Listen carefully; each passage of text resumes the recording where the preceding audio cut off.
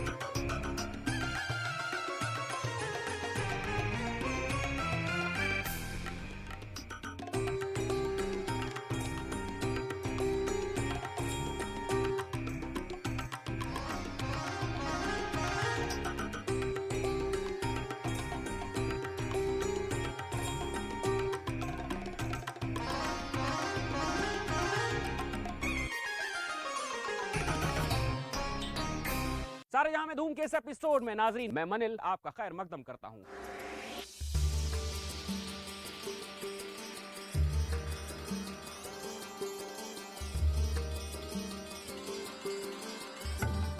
अगर दिल्ली की तारीख से रूबरू होना है, अगर दिल्ली की बेइंतहा खूबसूरती से लुत्फ अंदोज होना है, तो इसे यहाँ के सुल्तानों की नजर से देखना होगा।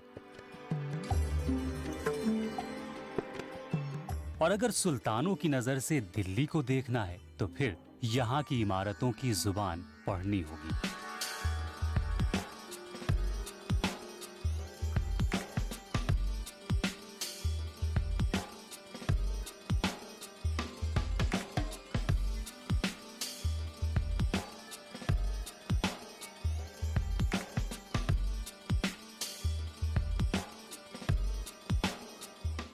सारे जहां में धूम में आज सफर फिरोज शाह कोटला और हौस खास का।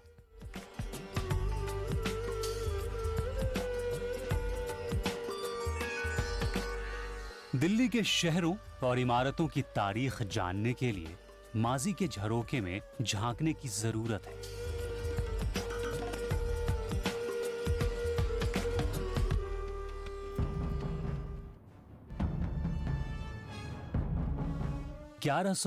ईस्वी में हुई एक जंग ने दिल्ली की तारीख में नए बाब का आगाज किया। ये जंग थी मोहम्मद गौरी और पृथ्वीराज चौहान के दरमियान।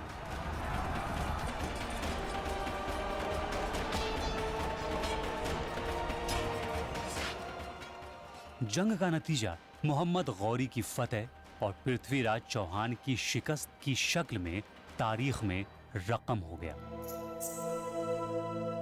और यहीं से शुरुआत हुई सल्तनत दौर की, जिसने हिंदुस्तान और हिंदुस्तान की तारीख को बेहद मुतासिर किया। 300 साल से ज्यादा का अरसा सुल्तानों के नाम रहा। 1206 ईस्वी से लेकर 1526 ईस्वी तक सुल्तानों की हुक्मरानी रही। इस दौरान 5 सुल्तानों ने तख्त संभाला। यूं तो ये दौर बेहद अहम रहा, लेकिन 1320 ईस्वी से 1414 ईस्वी का दौर तुगलक और उनके जरिए बनाई गई हसीन इमारतों के लिए याद रखा जाएगा। इसी दौर में दिल्ली को बेहद दिलकश और हसीन इमारतें मिली। तुगलक खानदान के गयासुद्दीन तुगलक एक बेहद ज़हीन सुल्तान के तौर पर जाने जाते हैं, लेकिन 1325 ईस्वी में उनकी मौत के बाद दिल्ली का तख्त मोहम्मद बिन तुगलक को मिला। यही वो दौर था जब तुगलक अपनी हुकूमत का दायरा वसी कर रहे थे और अपनी बहादुरी और हुक्मरानों की शोहरत की वजह से ये दौरे हुकूमत बेहद हर दिल अजीज था। लेकिन फिर अचानक मोहम्मद बिन तुगलक की मौत हो गई। दिल्ली के अजीम सुल्तान मोहम्मद बिन तुगलक की मौत के बाद फिरोज शाह तुगलक ने दिल्ली की बागडोर संभाली। और अगर तारीख के सफ़ों को देखें तो ये कहना गलत ना होगा कि दिल्ली को ऐसा पहला सुल्तान मिला था जिसने इस शहर की तकदीर बदल दी। इमारतों की तामीर के लिए यह दौर जाना जाता है और यही वो दौर था जब हिंदुस्तानी तर्ज तामीर में इस्लामिक आर्किटेक्चर की झलक साफ नजर आने लगी। तामीर के शौकीन फिरोज शाह तुगलक को शहर बसाने का भी शौक था और इसी शौक का नतीजा था दिल्ली का 5वां शहर फिरोजाबाद। वक्त के साथ फिरोजाबाद का नाम भी तब्दील हो गया और आज फिरोज शाह कोटला के बाक़ियात में फिरोज शाह तुगलक के तामीरी शौक की झलक साफ नजर आती है।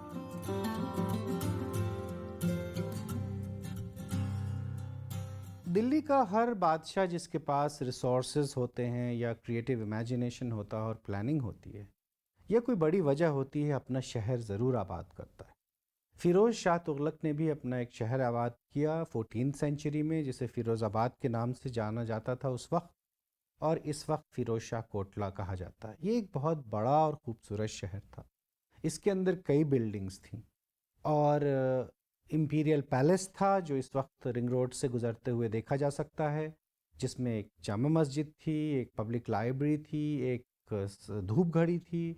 अशोकन पिलर फ़िरोज़ शाह तुगलक ने ला करके वहाँ खड़ा किया था, जिससे अंदाज़ा लगता है कि उसको इंडिया की एंशिएंट पास्ट में भी दिलचस्पी थी। उस शहर में एक अस्पताल था जिसमें एक अलग वार्ड था मेंटली सिक लोगों के लिए, जो शायद पहले कभी जिसका जिक्र नहीं मिलता है। ये शहर फैला हुआ था इस वक्त जो हिंदू राव है वहाँ तक, और वहाँ एक शिकारगाह थी फ़िरोज़ तुगलक की। वहाँ से ले कर के ये समझिए नदी के किनारे तक फैला हुआ था। बहुत ही बड़ा शहर था और हमें उस वक्त की किताबों में ये मिलता है कि फ़िरोज़ाबाद और कुतुब मेहरौली के बीच में उसी तरह का ट्रैफ़िक था जिस तरह का आज गुड़गांव और दिल्ली के बीच में मेट्रो में है। हर सुबह को फ़िरोज़ाबाद के सामने लोगों की भीड़ लगी रहती थी, जो अलग अलग सवारियों में बैठ कर के कुतुब मेहरौली जाते थे और वहाँ के लोग यहाँ काम करने आते थे। और गाड़ियों के किराए भी दिए हुए हैं कि अगर आपको बैलगाड़ी से जाना है तो इतने पैसे लगेंगे, अगर आपको पालकी से जाना है तो इतने पैसे लगेंगे, अगर आप घोड़े पे सवार होके जाना है तो इतने पैसे लगेंगे। तो इसका मतलब ये है कि उस वक्त दो बड़े शहर, एक नया शहर फ़िरोज़ाबाद का और एक पुराना कुतुब मेहरौली का, ऐसे थे जिनके बीच काफ़ी ट्रैफिक था और बीच में जो छोटे मोटे शहर थे वो पता नहीं कितना प्रॉस्पर कर रहे थे। लेकिन ये दो मेजर शहर 14th सेंचुरी तक, यानी तैमूर ने जब हिंदुस्तान में आकर के दिल्ली को बर्बाद किया, उस वक्त तक ये दोनों शहर बहुत अच्छे और आबाद थे। दिल्ली पर तकरीबन 100 साल तक तुगलक खानदान ने हुकूमत की। इस दौरान गयासुद्दीन बिन तुगलक, मोहम्मद बिन तुगलक और फिरोज शाह तुगलक ने हुक्मरानी की। लेकिन इन तीनों में फिरोज शाह तुगलक को ही तामीर का शौक रहा। उनके इस ज़ौक़ और शौक की निशानियां आज भी दिल्ली में मौजूद हैं। जब कभी कोई इन इमारतों में आएगा तो ये दरो दीवार अपने अहद की तारीख बयान करेंगी, हालांकि अब महज वाक़यात ही मौजूद हैं।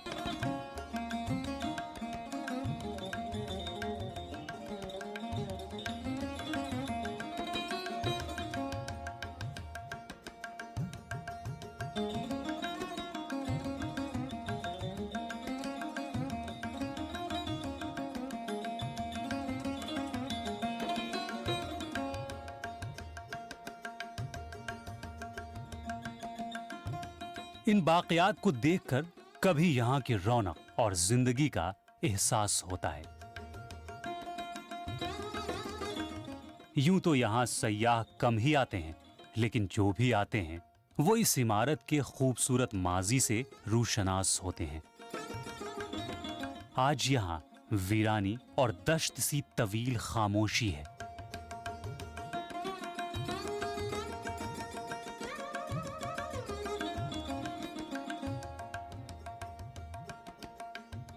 लेकिन इस खामोशी में भी फिरोज शाह तुगलक के दौर की यादें और उसकी सरगोशियां जरूर सुनाई देती हैं।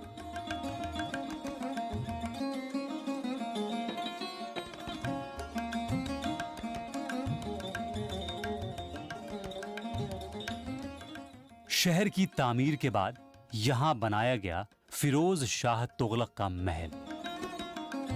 इसकी तामीर को देखकर ये साफ अंदाजा होता है कि दरिया के किनारे बने होने की वजह से ये बेहद महफूज रहा होगा। जैसा कि आमतौर पर शहंशाहों और राजाओं के महल हुआ करते थे। कभी ये फिरोज शाह की रिहाइश गाह हुआ करती थी, जो अब खंडहर में तब्दील हो चुकी है।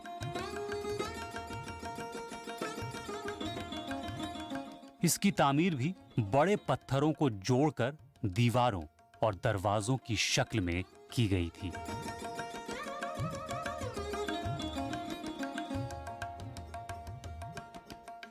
फन तामीर को समझने और पढ़ने के लिए यहाँ की दरो दीवारों को पढ़ना बेहद जरूरी है।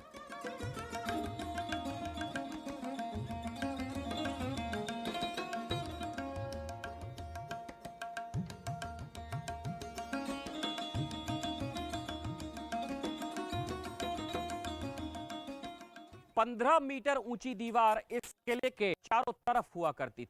ये बाहर की तरफ थोड़ी झुकी हुई थी।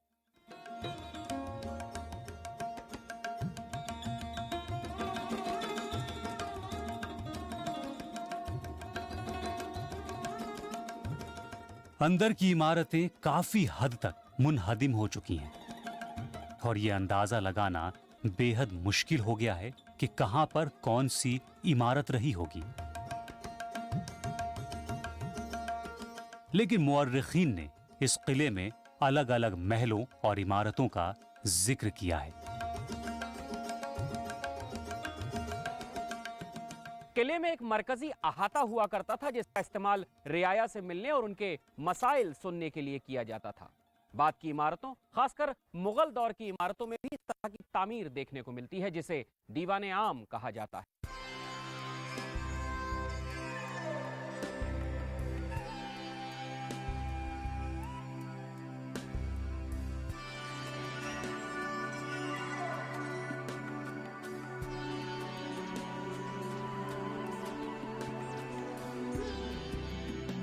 किले में सुल्तान के बेहद खास दरबारियों और बड़े ओहदे पर फायज लोगों के आलीशान महल हुआ करते थे। किले की रिवायत के मुताबिक यहाँ भी सुल्तान का दरबार हुआ करता था, जहाँ वो अपने मुशीरों के साथ सलाह मशवरा किया करते थे। फिरोज शाह हमेशा अपने वजीरों और मुशीरों को अपने आसपास रखना चाहते थे और इसीलिए उनके महल के करीब ही छज्जा महल बनाया गया था। ये महल खास तौर पर सुल्तान के दरबारियों के लिए तामीर किया गया था।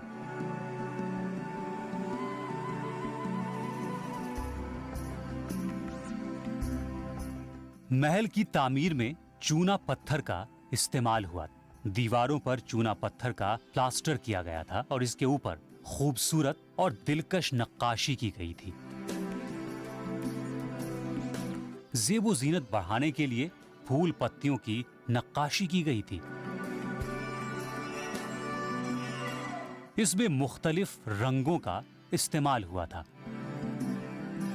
हालांकि नक्काशी और कारीगरी के निशान अब नहीं मिलते और किले के बाक़ियात में इन्हें तलाश कर पाना अब तकरीबन नामुमकिन है। इन महलों से इनकी बेहतरीन फन तामीर की झलक मिलती है।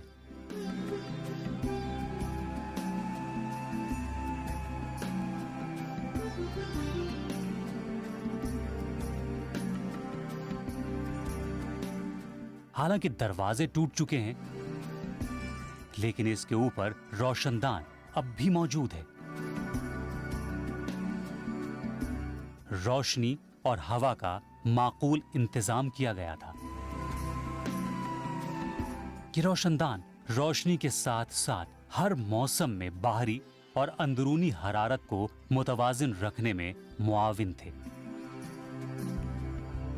किले के मशरिकी हिस्से में कभी एक मस्जिद हुआ करती थी। इस मस्जिद की तामीर फिरोज शाह तुगलक ने करवाई थी। फिरोज शाह तुगलक की तामीर करवाई गई 7 मस्जिदों में से ये एक है। लेकिन ये दीगर 6 मसाजिद से ज्यादा वसी और कुशादा है। इसकी तामीर 1354 ईस्वी में हुई।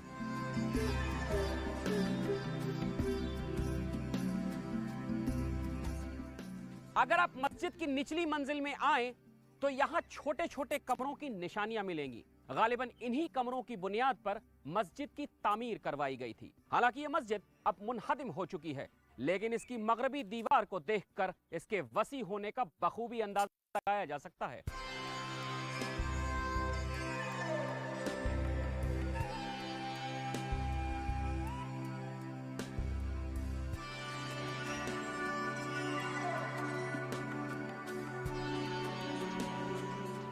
कुछ मुअर्रिखीन की राय है कि मस्जिद के मरकजी हिस्से में गुंबद हुआ करता था, जिसके ऊपर बेहतरीन नक्काशी की गई थी। लेकिन अब न तो वो गुंबद है और न ही वो नक्काशी। अगर कुछ है तो तारीख के सफ़हों में इनके बयानात और बाक़ियात। नई तामीरात के अलावा फिरोज शाह तुगलक को पुरानी इमारतों से भी बेहद लगाव था और इस दौर में कई इमारतों की मरम्मत भी की गई। मस्जिद के करीब ही पिरामिड की शक्ल में एक 3 मंजिला इमारत है। इस इमारत के ऊपर अशोक की लाट भी है। 23 मीटर ऊंची इस लाट को फिरोज शाह ने अंबाला से मंगवाया था। इस लाट के ऊपर रंगीन पत्थरों से नक्काशी भी की गई है और साथ ही इस पर अशोक की बहादुरी के दास्तान भी नक्श हैं। इस इमारत की पहली और दूसरी मंजिल पर छोटे छोटे कमरे बने हुए हैं और यहीं से एक रास्ता ऊपर की तरफ जाता है।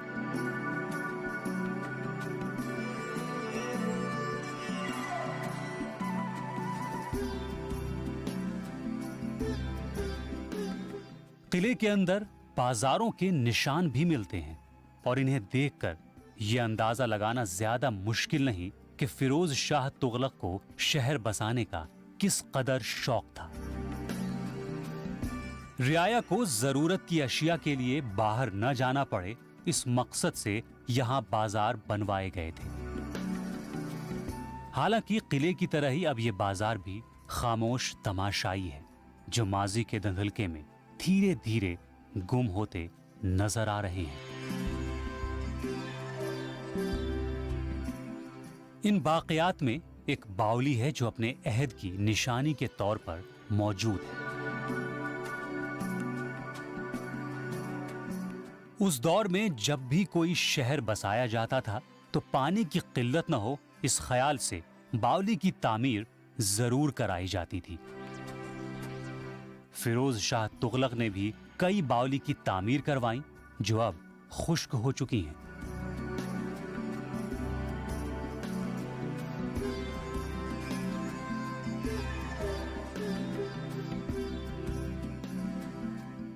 फिरोज शाह के इस शहर से चंद मील के फासले पर एक और खूबसूरत इमारत है जो मौजूदा दौर में हौज़े खास कॉम्प्लेक्स कहलाता है। तामीर के अलावा फिरोज शाह को तालीमी इदारों का भी शौक था। इसी ख्याल से उसने हौज़े खास में एक मदरसे की तामीर करवाई थी।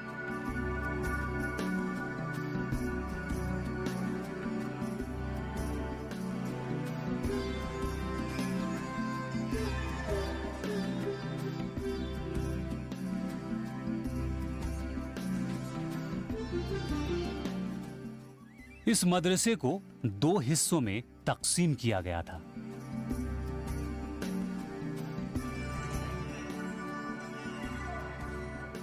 आज भी शुमाली और मगरबी 2 हिस्से देखे जा सकते हैं।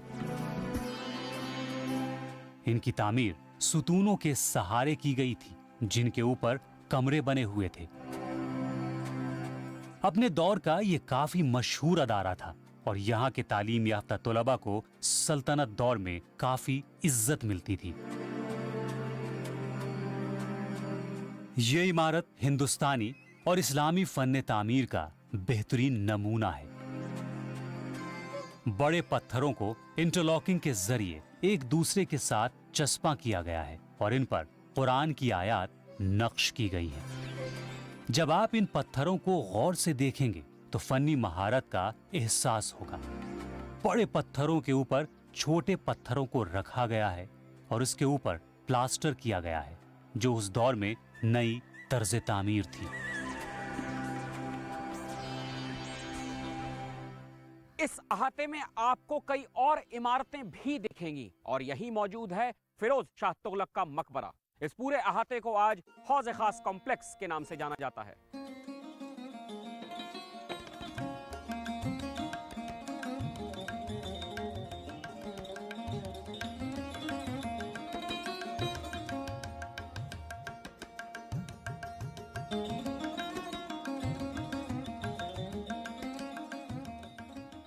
दूर से देखने पर सबसे बड़ा गुंबद फिरोज शाह तुगलक के मकबरे का है।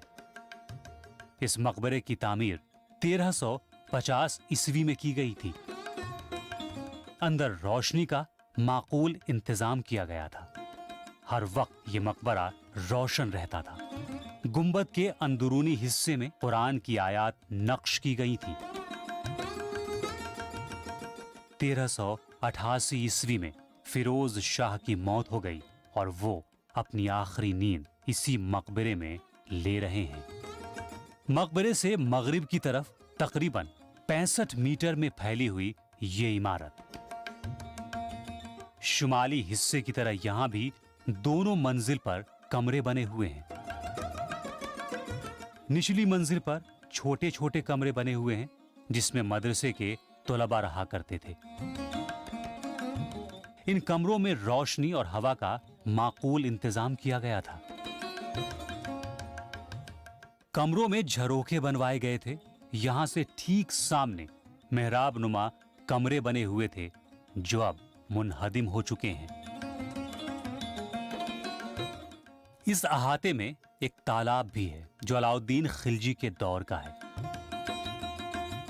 अलाउद्दीन खिलजी ने जब अपना शहर सीरी बसाया था तो वहां के बाशिंदों के लिए पानी का इंतजाम इसी तालाब से किया था।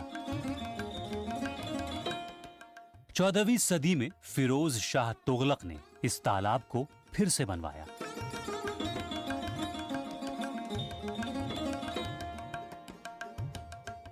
चौबीस मीटर लंबी और 7 मीटर चौड़ी एक बेहद दिलचस्प इमारत इस अहाते में मौजूद है।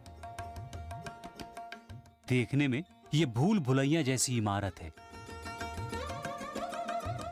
ये यहां तामीर शुदा दूसरी इमारतों से मुख्तलिफ है। इस इमारत में 3 गुंबद भी हैं। इसकी तामीर किस मकसद से करवाई गई थी, इसके कोई मुस्तनद सबूत नहीं मिलते। हालांकि इसकी दीवारों पर सल्तनत दौर की नक्काशी जरूर देखने को मिलती है, लेकिन तामीर के मकसद के एतबार से ये इमारत आज भी एक मुअम्मा है।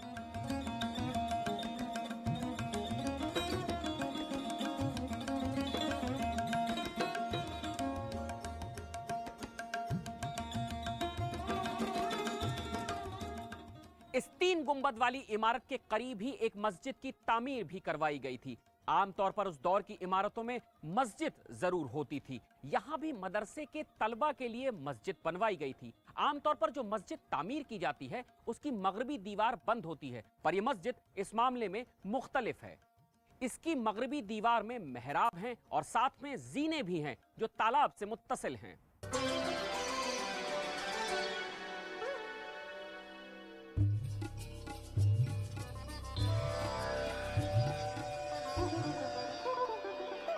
इस कॉम्प्लेक्स में कुछ और इमारतें भी हैं।